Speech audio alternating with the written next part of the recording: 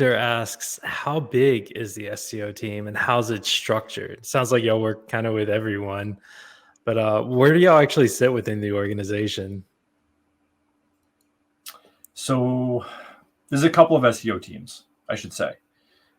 So because dealer.com is also part of Cox Automotive, like they're more advertising side, or not advertising, agency type side.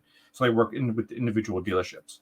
That team is over 80 people, all internal folk. They're not contractors. And then they have a copywriting team that's 50 something people. On our side, I want to say it's maybe 12.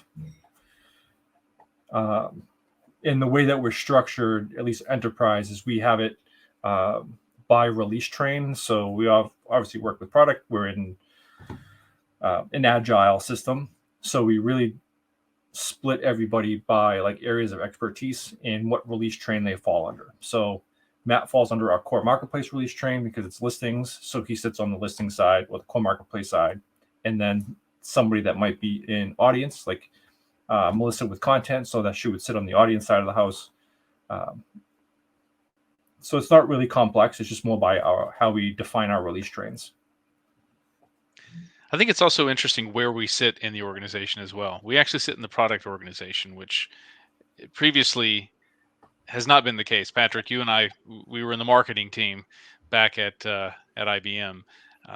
And even analytics at one point. Right, and even analytics at one point. And that really it did reflect in how much priority we were able to get sometimes because of where we sat in the organization. So I find it very interesting that we now sit in product, and I don't know, Chris. I mean, I know there are other things that we're probably trying to get priority on, but I don't get a sense that we're having the types of struggles we had.